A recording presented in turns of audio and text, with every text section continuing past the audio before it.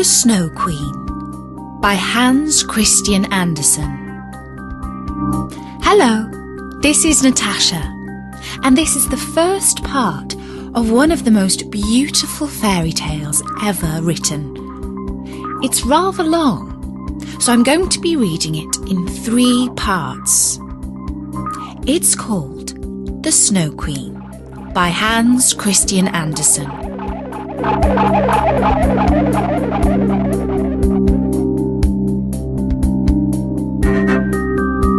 There was once a dreadfully wicked hobgoblin.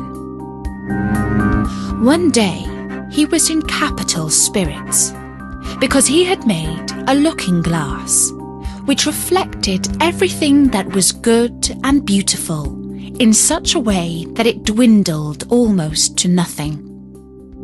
But anything that was bad and ugly stood out very clearly and looked much worse. The most beautiful landscapes looked like boiled spinach, and the best people looked repulsive or seemed to stand on their heads with no bodies. Their faces were so changed that they could not be recognised, and if anyone had a freckle, you might be sure it would be spread over the nose and mouth. "That was the best part of it," said the hobgoblin. But one day the looking glass was dropped, and it broke into 1,000,000 billion and more pieces. And now came the greatest misfortune of all. For each of the pieces was hardly as large as a grain of sand, and they flew about all over the world. And if anyone had a bit in his eye, there it stayed. And then he would see everything awry, or else could only see the bad sides of anything. For every tiny splinter of the glass possessed the same power that the whole glass had. Some people got a splinter in their hearts, and that was dreadful, for then it began to turn into a lump of ice. The hobgoblin laughed till his sides ached, but still the tiny bits of glass flew about. And now we will hear all about it.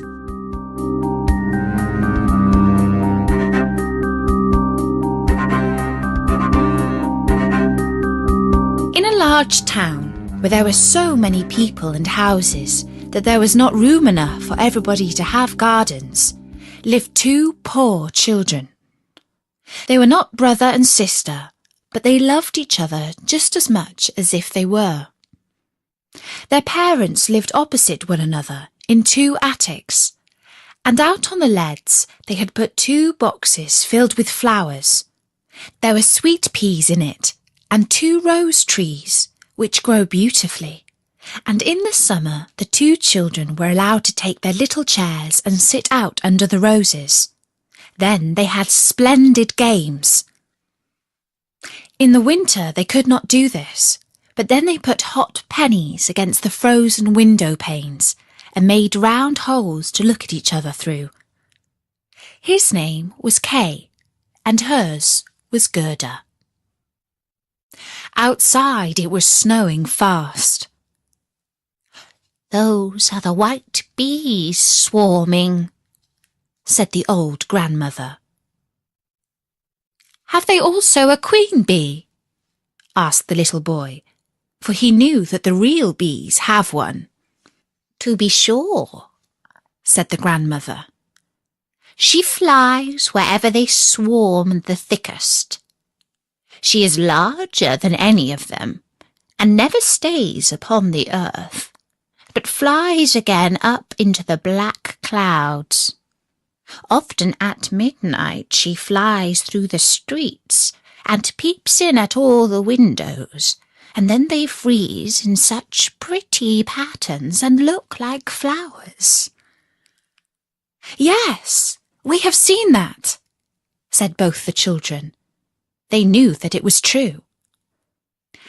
"Can the Snow Queen come in here?" asked the little girl. "Just let her," cried the boy. "I would put her on the stove and melt her." But the grandmother stroked his hair and told him some more stories. In the evening, while Kay was going to bed, he jumped up on the chair by the window and looked through the little hole. A few snowflakes were falling outside, and one of the largest lay on the edge of the window boxes. The snowflake grew larger and larger till it took the form of a maiden dressed in finest white gauze. She was so beautiful and dainty, but all of ice, hard, bright ice. Still, she was alive. Her eyes glittered like two clear stars, but there was no rest or peace in them. She nodded at the window and beckoned with her hand. The little boy was frightened and sprang down from the chair. It seemed as if a great white bird had flown past the window. The next day there was a harder frost than before. Then came the spring, then the summer, when the roses grew and smelt more beautifully than ever. Kay and Gerda were looking at one of their picture books. The clock in the great church tower had just struck 5, when Kay exclaimed, "Oh, something has stung my heart, and I've got something in my eye." The little girl threw her arms round his neck. He winked hard with both eyes. No, she could see nothing in them. "I think it's gone now," said he. But it had not gone. It was one of the tiny splinters of the glass of the magic mirror which we have heard about, that turned everything great and good reflected in it to small and ugly. And poor Kay had also a splinter in his heart, and it began to change into a lump of ice. It did not hurt him at all, but the splinter was there all the same. "Why are you crying?" he asked. "It makes you look so ugly." "There's nothing the matter with me. Just look, that rose is all slug-eaten, and this one is stunted. What ugly roses they are!" And he began to pull them to pieces. "Kay, what are you doing?" cried the little girl. And when he saw how frightened she was, he pulled off another rose and ran in at the window away from dear little Gerda. When she came later on with the picture book, he said that it was only fit for babies, and when his grandmother told them stories, he was always interrupting with, "But," and then he would get behind her and put on her spectacles and speak just as she did. This he did very well, and everybody laughed. Very soon he could imitate the way all the people in the street walked and talked. His games were quite different now. On a winter's day, he would take a burning glass and hold it out on his blue coat and let the snowflakes fall on it. "Look in the glass, Gerda. Just see how regular they are. They are much more interesting than real flowers. Each is perfect. They are all made according to rule. If only they did not melt." One morning, Kay came out with his warm gloves on, and his little sledge hung over his shoulder. He shouted out to Gerda, "I'm going to the marketplace to play with the other boys." And away he went. In the marketplace, the boldest boys used often to fasten their sledges to the carts of the farmers, and then they got a good ride. When they were in the middle of their games, There drove into the square a large sledge, all white, and in it sat a figure dressed in a rough white fur pelisse, with a white fur cap on. The sledge drove twice round the square, and Kay fastened his little sledge behind it and drove off. It went quicker and quicker into the next street. The driver turned round and nodded to Kay in a friendly way, as if they had known each other before. Every time that Kay tried to unfasten his sledge, the driver nodded again, and Kay sat still once more.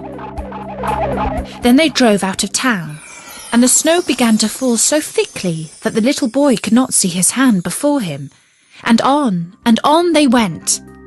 He quickly unfastened the cord to get loose from the big sledge, but it was of no use.